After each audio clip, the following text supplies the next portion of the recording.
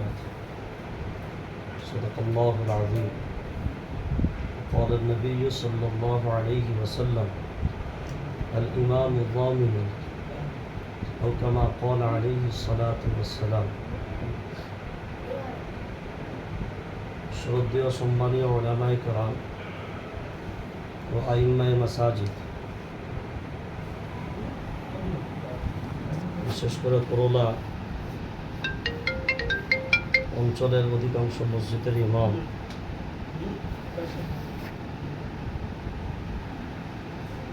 যারাই আমরা উপস্থিত হয়েছি, ইমামদের বারবার একত্রিত হওয়াটা উলামায়ে কেরামদের জন্য যেমন লাভদায়ক, সমাজের জন্যও লাভদায়ক। অনেক ক্ষেত্রে অনেকেই বলেন একত্রিত হওয়ার পিছনে কি লাভ আছে। ইমাম ও উলামায়ে কেরামদের একত্রিত হওয়াটাই সমাজের সবথেকে বড় লাভ।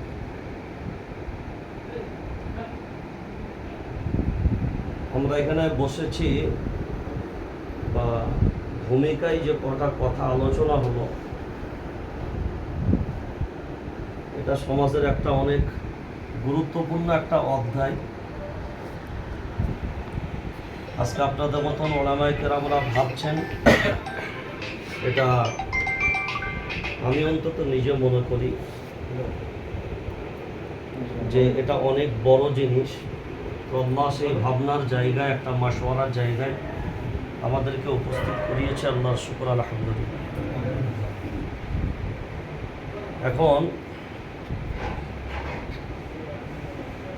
সর্বপ্রথম আগানোর ক্ষেত্রে আর একত্রিত হওয়ার ক্ষেত্রে গত দীর্ঘদিন জমিয়তুল আইম্মা ওয়াল উলামা এখনো পর্যন্ত করোলারও অধিকাংশ ইমাম স্বতঃস্ফূর্ত জড়িত।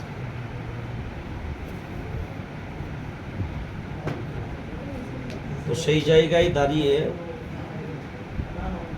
আমার প্রায় এই করোলা এলাকায় 22-23 বছরের ভিতরে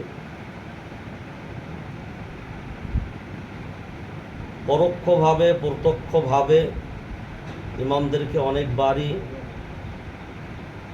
অনেক বিষয়কে সামনে রেখে একত্রিত করা হয়েছে। কিন্তু সবথেকে বড় বিষয় হলো, আমি নাম করছি না, আপনাদের এই এলাকায় একটা মসজিদের ইমামকে তাড়ানো হচ্ছে।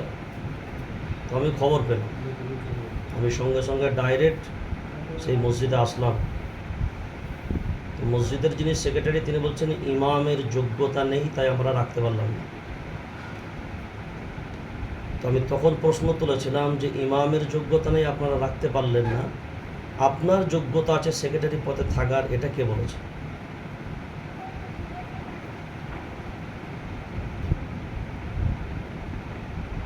তার প্রশ্ন, এ প্রশ্ন আপনার করার অধিকার কে দিয়েছে?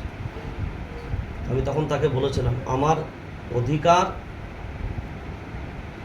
আপনার কাছ থেকে আমাকে নিতে হবে না, আল্লাহ এ অধিকার আমাকে আগেই দিয়েছে। আপনি একটা আলেমের অপমান করবেন, উতুল ইলমা দারাজাত, এটা আমরা সবাই জানি।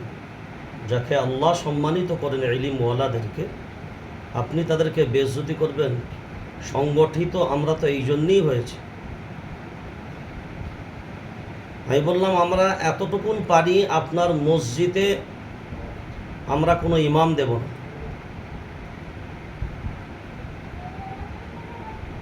না পারবেন? আমরা চাইলে সেটাও পারব, কিন্তু আমরা করব না, কারণ আপনাদের মতন জাহিলগুণ তখন ইমামতি করলে সমাজের জন্য সর্বনাশ হবে। না, ওটা আমরা পারবো। কীরকম পারবো? যদি আমাদের ইমামদের ভিতরে ইত্তেহাদ পয়দা হয়ে যায়। একটা ইমাম, সবথেকে বড় দুর্বলতা আমাদের ভিতরে, ইমাম অতদিন পর্যন্ত সম্মানিত হবে না যতদিন পর্যন্ত একটা মসজিদে ইমাম যাব আর 15 জন হুমরি খেয়ে পড়া বন্ধ না। আমি আপনার এলাকার কয়েকটা মসজিদের কথা বলছি, ইমাম থাকে না, অনেকজনাই যায়। 3টে শর্ত। ইমাম দিতে পারি আপনার মসজিদ, কিন্তু যখন ইমামকে এখান থেকে তাড়াবেন তার আগে আমাদেরকে জানাতে হবে। যদি শর্তে রাজি হন, ভালো আলেম তো, যোগ্যতা সম্পূর্ণ আলেম তো, সারা পশ্চিমবাংলায় দিচ্ছে, আপনার মসজিদে দেবো না কেন?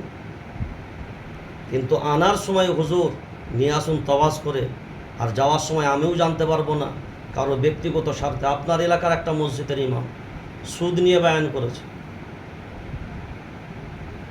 কোনো এলাকার নামগুলো খালি বলছেন, কারণ কেউ হয়তো অনেকে নতুন এসছেন, অনেকে পুরাতন আছে। যারা পুরাতন আছেন এখানকার বহু ইতিহাস জানে, বা অনেক প্রবীণ ইমামরা হয়তো আসেনি, তারা আরও প্রবীণ ইতিহাস এখানকার কারবালা থেকে হাত থেকে সব জানে। লতিফপুরের তৎকালীন এই লতিফপুর এলাকার ইমাম সাহেব যারা ছিলেন তারাও জানেন। এখানে একটা সময় ছিল রাজনৈতিক মারাত্মক চাপ, প্রেসার, ইমামরা কোনো কথাই বলতে পারত না। মানে গোলাবাড়ি, বোমটম এগুলো তো কোনো ব্যাপারই ছিল না এই এলাকার জন্য, দোলাগড়ার এইসব ইসলাম। তো সব থেকে প্রথম যে আজকেও আপনারা একত্রিত হয়েছে, আমার ধারণা, আমি এখনো কোন কোন মসজিদ এসছে আমি জানি না, যদিও বহু মসজিদ বা বহু এলাকার মসজিদ কমিটি আমি যতটুকু জানি, যদি জানতে পারে যে আপনারা গোপনে বৈঠক করছেন, তাও আপনাদের জন্য খাতরা আছে। আমি জায়গাগুলোর নাম বললাম না, কিন্তু আছে। কারণ এই এলাকার এমন মসজিদ নেই আর মসজিদ কমিটি নেই যেগুলোকে আমি চিনি না। সবারই সাথে কোনো না কোনো দিক দিয়ে যোগসূত্র একটা থাকে। তো আমাদের একত্রিত হওয়াটা শুধু এই বৈঠকের ভিতরে সীমাবদ্ধ হলে হবে না। আমরা সব ক্ষেত্রে, আমি প্রত্যেকটা জেলা, প্রত্যেকটা রাজ্যে যেখানে যেখানে প্রোগ্রাম করছি, সাংগঠনিকভাবে হোক বা দেশের বাইরে হোক, আমি বাংলাদেশেও এবারে গত ডিসেম্বরে যখন গেলাম প্রোগ্রামে, তো ওখানে ওলামাদের সাথে প্রায় 4-5টা মতদর্শের ওলামায়ে কেরাম জড়িত। আমি বলি আপনাদের বাংলাদেশ শুধু শেষ হচ্ছে একটা কারণে, মাসলাকি ইখতিলাফের কারণে। এই দ্বন্দ্ব আপনাদের ভিতরে যতদিন আপনারা দূর না করবেন, ও হাসিনা না আর খালেদা না, তো আমাদের ভারতবর্ষেও একই অবস্থা নিশ্চয়ই আমরা কম বেশি দেখেছি। আমরা এখানে একত্রিত হবার আঞ্চলিকভাবে আলোচনা করলাম, কিন্তু আমাদের হেড অফ দ্য ডিপার্টমেন্টে হয়তো অনেকের থাকে, অনেকে সেখান থেকে যেগুলো করা নাড়া আসে, এখান থেকে যাওয়ার পরে আবার ওখানকার কথায় আবার আমরা কিন্তু যার যে জায়গায়, সে এখান থেকে সরে গিয়ে আবার আপন জায়গাতেই ফিরে যায়। যদি আমরা আঞ্চলিকভাবে, থানাভিত্তিকভাবে, হ্যাঁ ঐক্যবদ্ধভাবে থাকতে পারি, যেমন আল্লাহর ইহসান কাজ হচ্ছে না কেন, অনেক ভালো কাজ হচ্ছে। আজকে আহলে হাদিস, ফুরফুরা, জামাত ইসলাম, বেরেলভি, দেওবন্দি, জামাতি, যেখানে আমরা দেখেছি জামিয়াতুল আইম্মার তত্ত্বাবধানে সব ইউনাইটেড হয়েছে, অনেক ফিতনা মুছেছে, অনেক ফিতনা মোচন হয়েছে।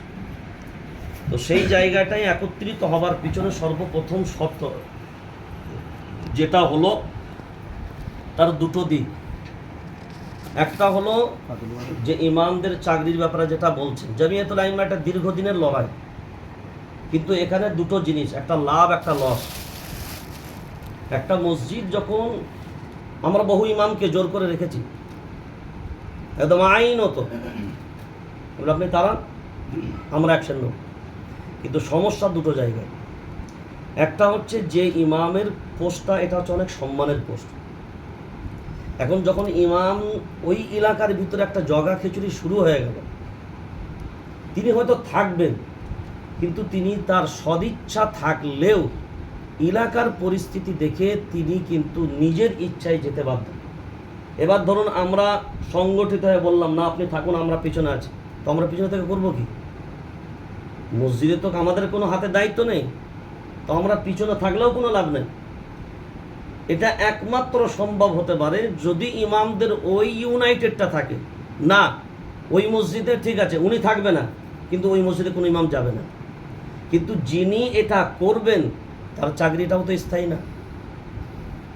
আমি এটার ব্যাপারে ওয়াকফ বোর্ডে চেয়ারম্যানের সাথে 2বার মিটিং করেছি, যে এটা কাজ করলে হয় না, আপনারা তো ভাতা যখন করছেন, তো এরকম একটা সিস্টেম করুন যে অন্তত ইমামকে তাড়ালে অন্তত যদি এমনি আঞ্চলিকভাবেও না বলে, তা অন্তত বোর্ডকে আগে জানার কারণ, এর একটা সিস্টেম তৈরি করুন।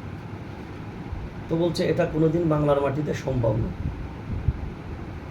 এবার আমাদের পক্ষেও এই জায়গাটা ওই বললাম, এবার যেমন এটা একটা দিক, তেমনি কোনো ইমাম সে যখন নিজের ইচ্ছায় চলে যাচ্ছে কোনো তার কারণবশত, তিনি তো ওনার কাউকে জানাচ্ছেন না, কিন্তু চাকরির যখন প্রয়োজন হচ্ছে একবার নয় 10 বার ফোন করবে।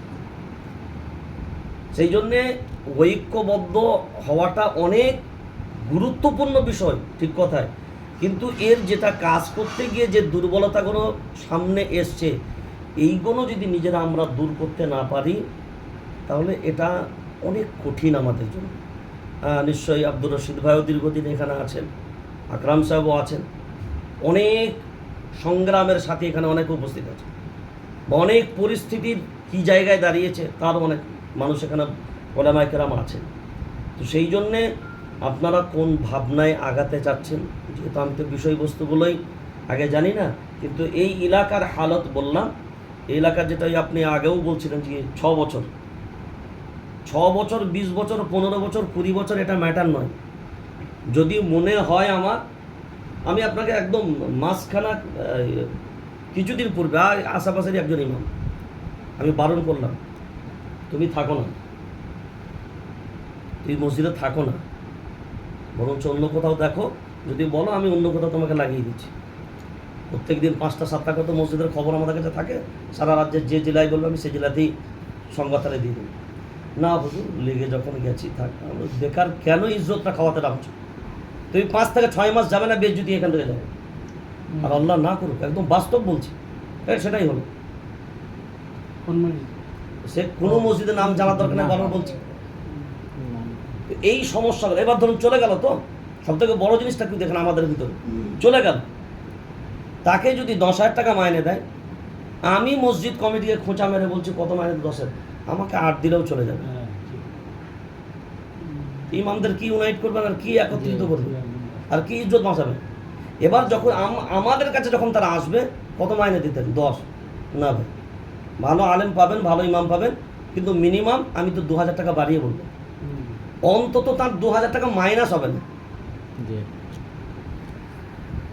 এই যে জায়গাগুলো, এগুলো কঠিন, বহু নজির শোনালে তো বহু নজির, কিন্তু ওই দিকে না গিয়ে আমরা একত্রিত হয়ে যতটা পারবো, যতটা কাজ করা যায়, যতটাই কাজ করতে পারবো, এটাই আমাদের জন্য লাভ। আমরা কোনোদিন ওইভাবে সম্ভব নয়, কারণ সবাই ভিন্ন ভিন্ন জায়গার মানুষ, আজকে আছে কালকে আবার এখানকার ওল্ড হয়ে যাবে। হ্যাঁ, তো সেই জায়গায় যারা যখন যেভাবে আছে, যেমন আমরাও সংগঠিত হয়ে যেভাবে কাজ করে যাচ্ছি, যদি মনে করুন যে আমরাও সেইভাবে ইনশাআল্লাহ কাজ করে যাব একযোগ হয়ে, তো ইনশাআল্লাহ কাজ করা যেতে পারে। যতটাই কাজ হবে ততটাই আমাদের জন্য ভালো, এটাই হলো সর্বপ্রথম। তবে আমি একটা কথা বারবার আবারও বলছি যে আমাদের ভিতরে একত্রিত হওয়াটা বর্তমান পরিস্থিতিতে অপরিহার্য মনে করে, আর সেটা শুধু এই গোল টেবিলে নয়, আমাদের মাথার উপরে যত বড় যেই থাকুক, কোনো মাসলাকি ব্যাপারে আমাদেরকে পিন মারলে যেন আমাদের এই গোড়াটা পতন না হয়, এইটা যতক্ষণ পর্যন্ত না হবে। কারণ আমি এত খুব ক্লিয়ার বলছি, এলাকা এমনও এলাকা আছে যদি দেখে, উরি বাবা, একদম মাসলাকি দ্বন্দ্বের ইমামরা, উরি বাবা কি ব্যাপার হুজুর, যদি খবর পায়, আল্লাহ না করুক ভবিষ্যৎবাণী করতে পারবো না, কিন্তু যদি খবর পাই এমনও হয়তো মসজিদ আছে, আমি জানি না কোন কোন মসজিদ থেকে গেছে, ওতে এটাও হবে কি ব্যাপার ওনাদের সাথে আপনি বসছেন, এটাও অস্বাভাবিক না, এটাও স্বাভাবিক।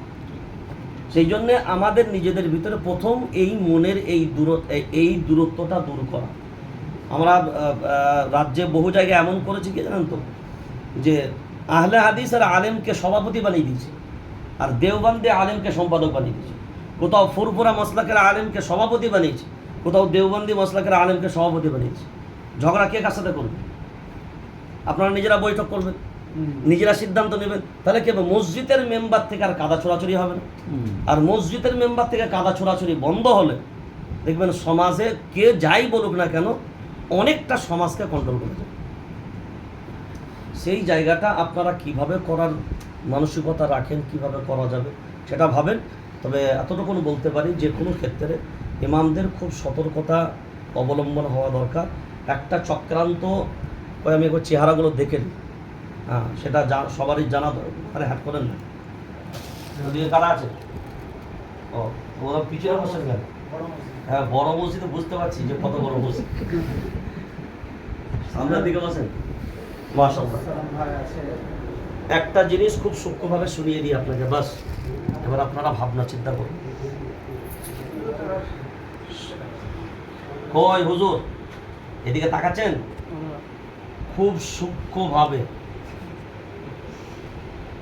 ইমামদের ব্যাপারে পলিটিক্যাল যারা নেতা আছে তাদের ঊর্ধ্বে, বা কমিটি যদি পলিটিক্যাল সাথে জড়িত থাকে তাদের ঊর্ধ্বে যখনই আপনি এইসব কথা রেকর্ডিং করবেন না একদম,